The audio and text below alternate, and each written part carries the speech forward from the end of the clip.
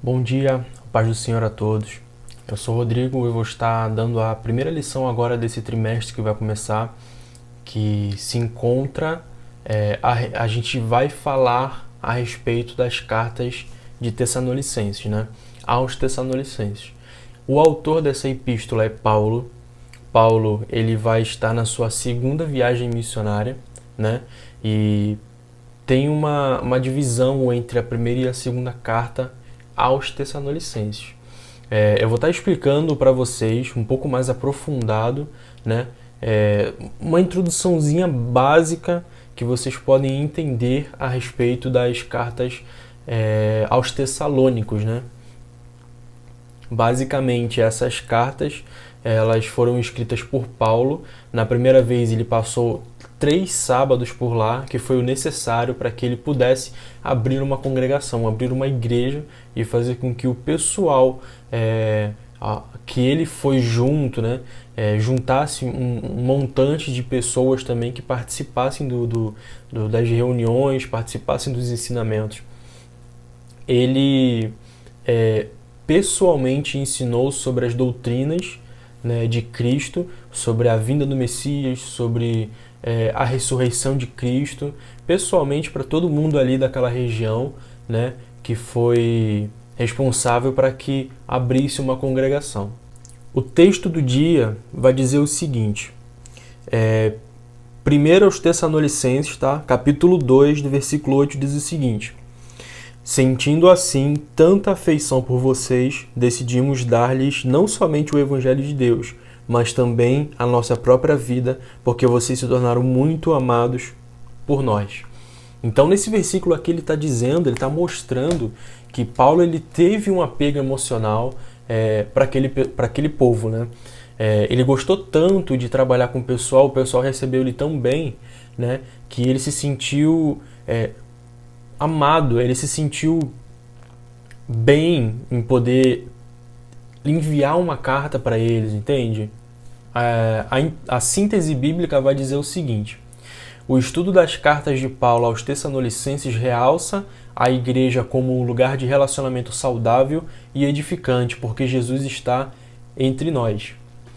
É uma verdade bíblica que se aplica em todos os tempos, né?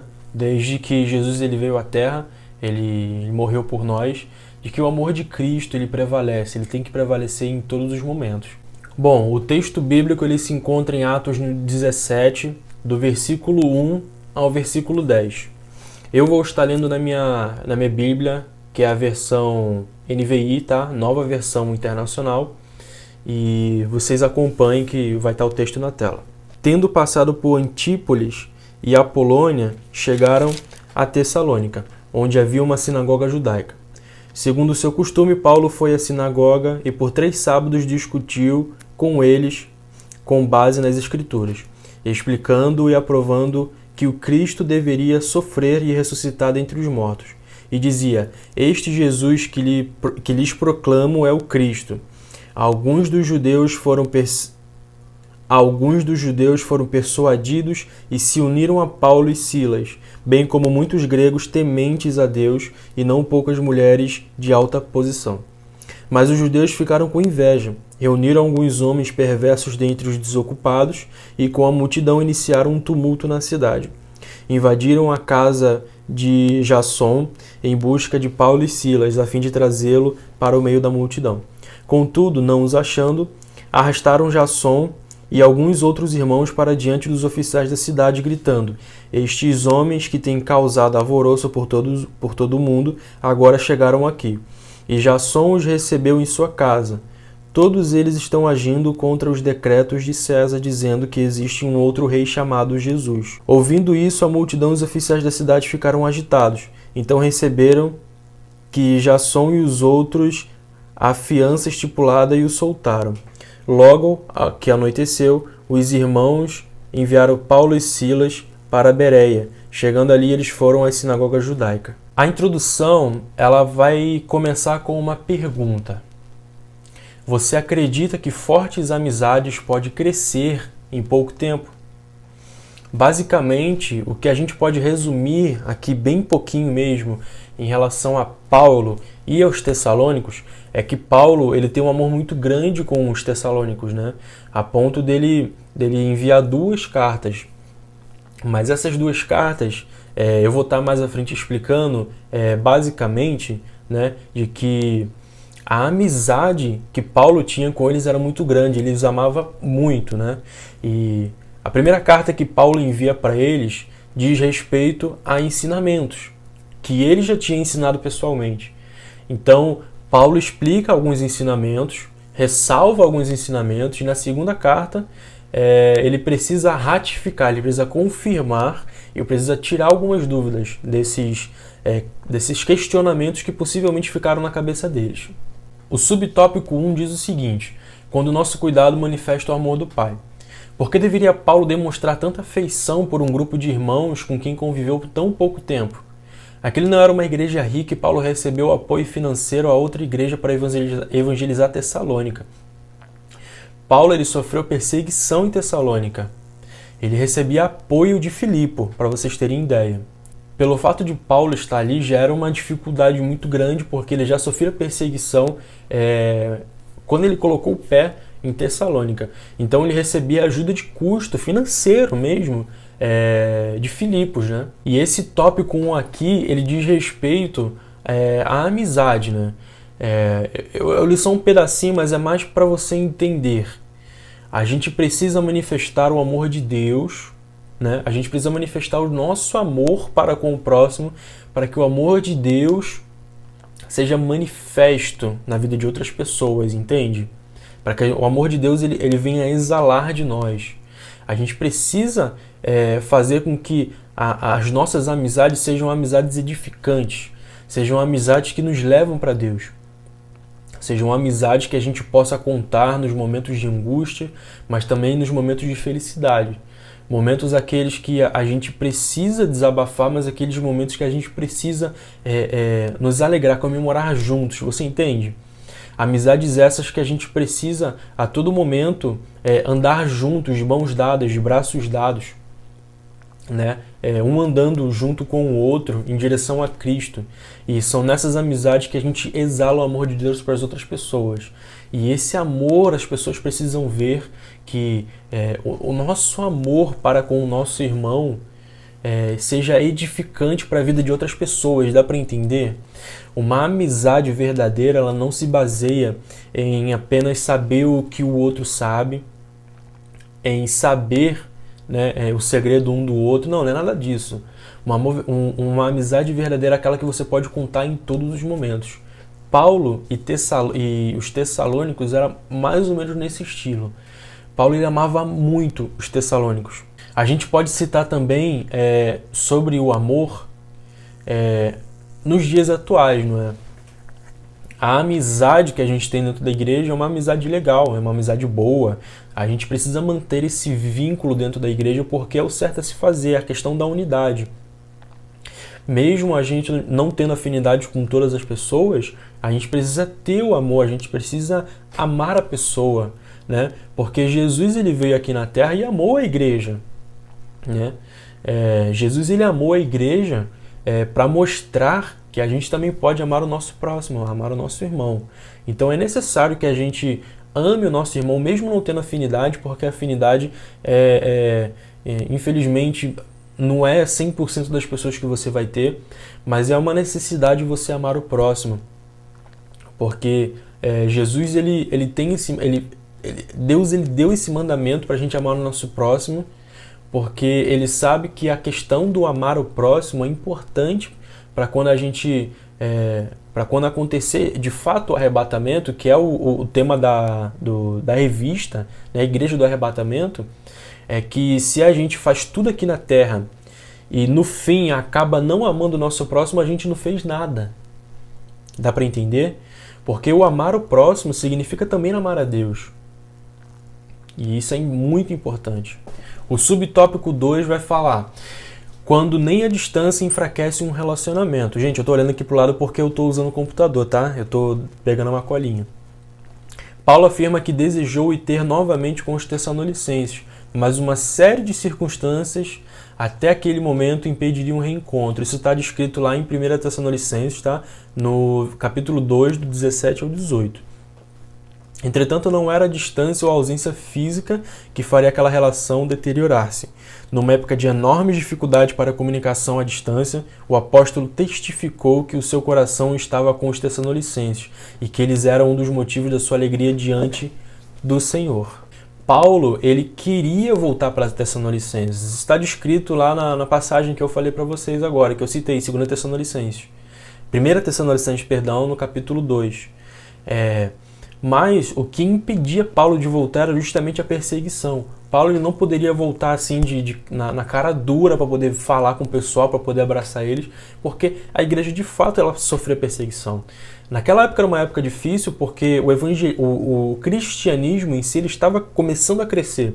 Então, pelo fato de estar disputando em si com o judaísmo, com a religião que eles já tinham, era uma dificuldade muito grande, porque eles eram muito religiosos.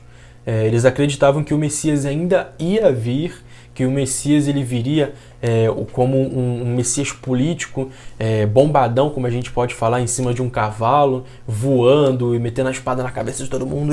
Não era nada disso. Na verdade, Jesus ele já veio, ele ressuscitou e ele veio para salvar a igreja. Ele já veio, ele já colocou o pé na terra, ele já morreu na cruz por nós. E os judeus naquela época não acreditavam ainda que Jesus, que era o Messias, enfim. Então sempre tinha essa rixa do cristianismo com o judaísmo naquela época, porque eles acreditavam que Jesus ainda...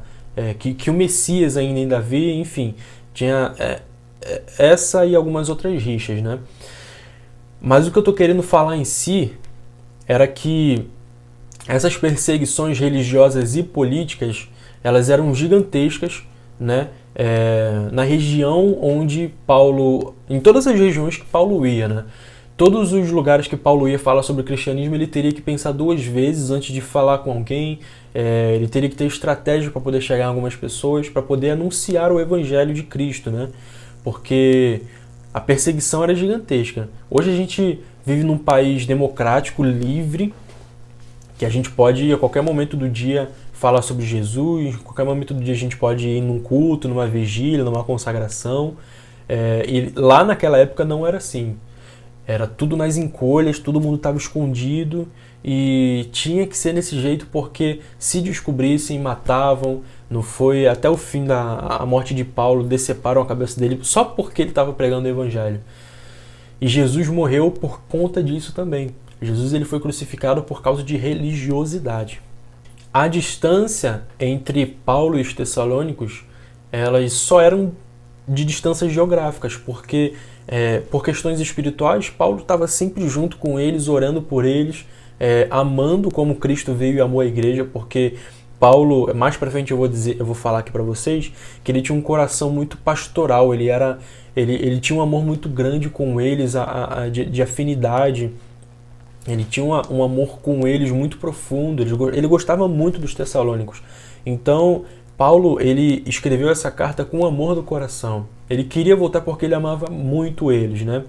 E Paulo demonstra o amor em palavras, né? Para a igreja de Tessalônica. Tem um versículo, não vou me recordar aqui agora, mas que Paulo ele realmente demonstra as palavras de Cristo, né? Do amor de Cristo para os tessalônicos. E na segunda carta, Paulo anima a igreja de Tessalônica para a perseguição que estão passando. Então, a segunda carta ela vai falar sobre animação, né? Paulo está querendo animar o povo, ele está querendo que o povo ele se anime perante as dificuldades que eles estão passando, pelas perseguições que eles estão passando. O subtópico 3 ele diz o seguinte: quando uma correspondência amorosa torne-se a palavra de Deus. As notícias que Timóteo trouxe para os tessalonicenses animaram Paulo para que este escrevesse cartas àquela comunidade. É claro que Paulo não ignorou ao escrever estas correspondências, abre aspas, agora vou escrever um texto que se tornará sagrado para todos aqueles que servem a Cristo. Porém, não há dúvida sobre a canonidade desses textos, eles são inerrantes e infalíveis palavras de Deus historicamente reconhecidas pela Igreja. Aqui é um ponto bem legal da gente se falar, porque Paulo ele não tinha basicamente a intenção de fazer com que essas duas cartas, a primeira e a segunda carta aos Tessalonicenses, fossem consideradas canônicas, ou seja, sagradas, que estão aqui, ó, dentro da nossa Bíblia. Paulo ele escreveu como uma exortação ao povo. Ele queria estimular o povo a não se desanimar, entendeu?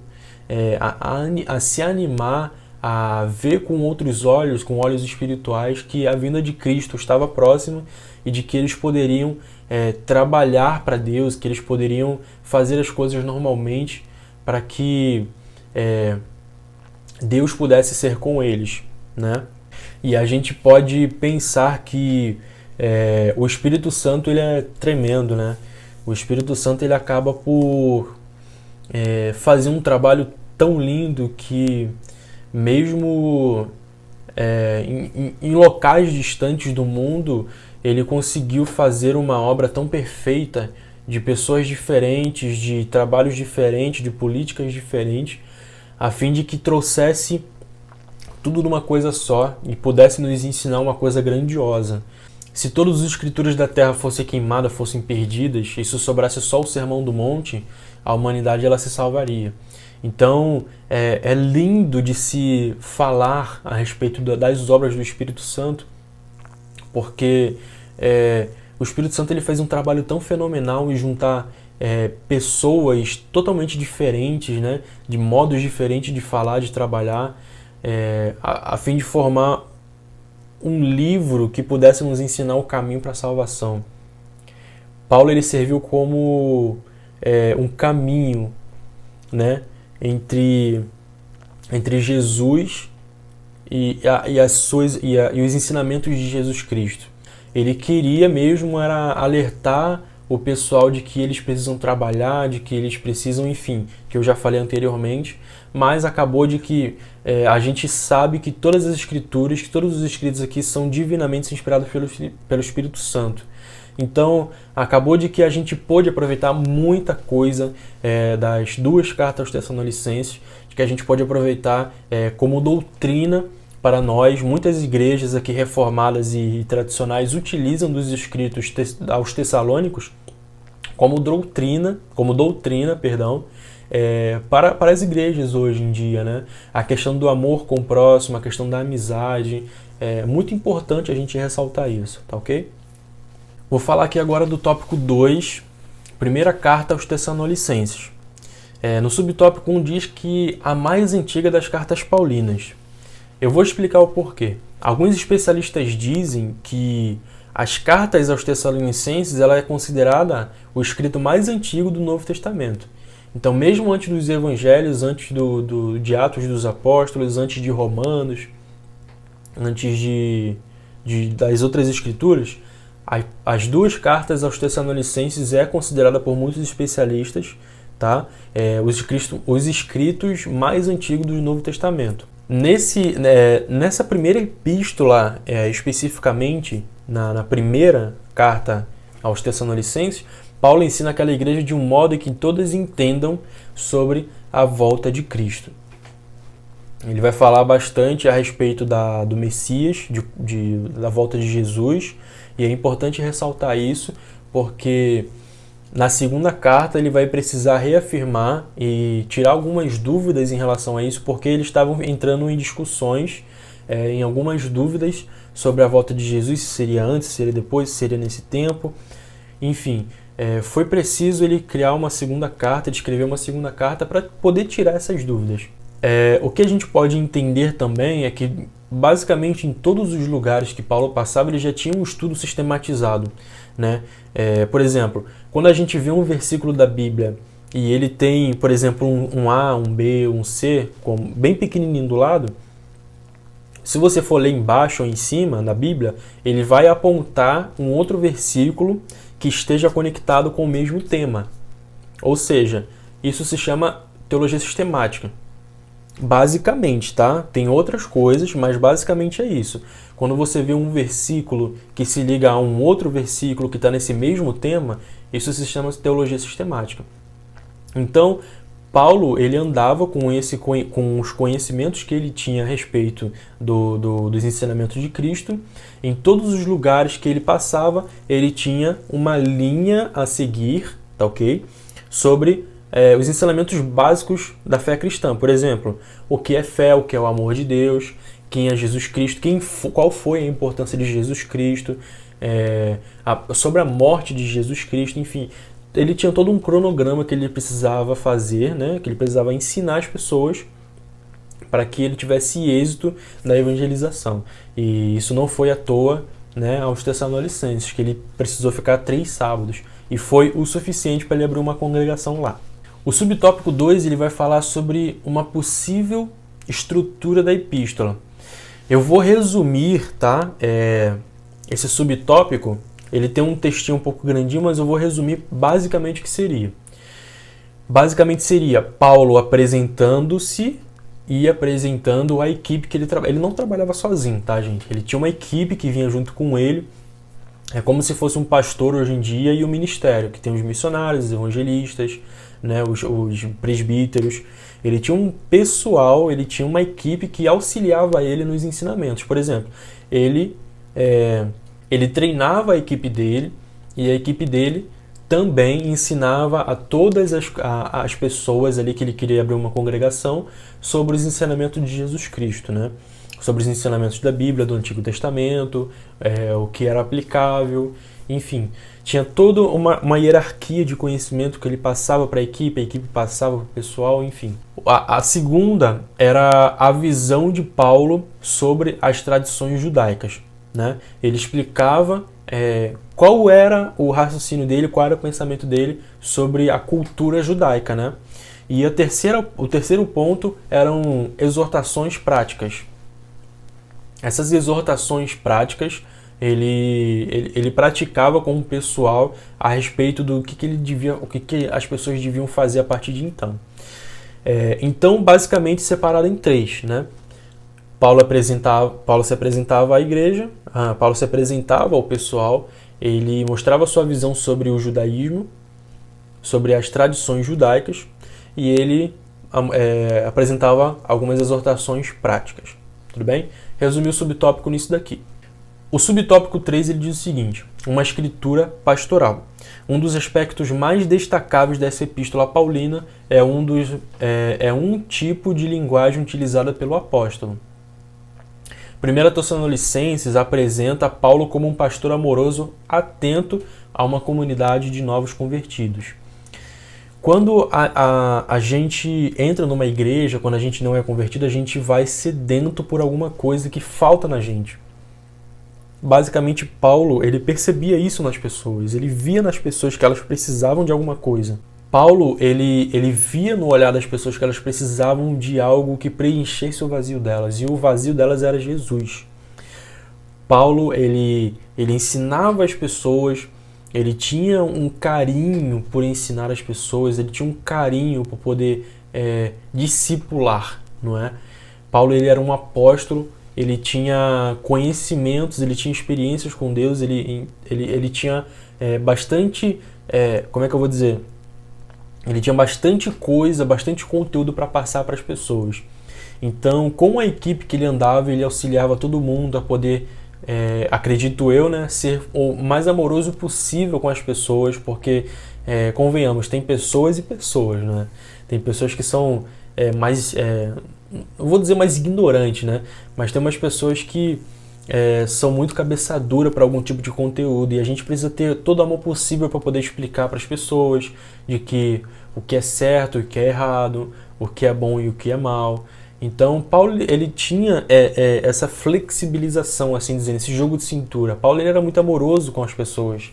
Então, basicamente, as pessoas se apegavam a Paulo, né, por conta disso, porque ele era muito amoroso, né? À toa que ele queria voltar aos Tessalônicos, né, aos Tessalonicenses, mas por conta que eu expliquei anteriormente, o pessoal estava sendo perseguido e não era muito possível.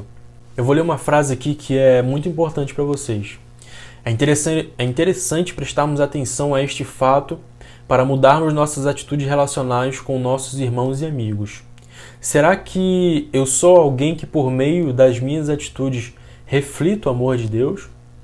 É interessante a gente nos questionarmos em cima dessa frase. Será que o que eu estou fazendo com o meu irmão reflete Jesus?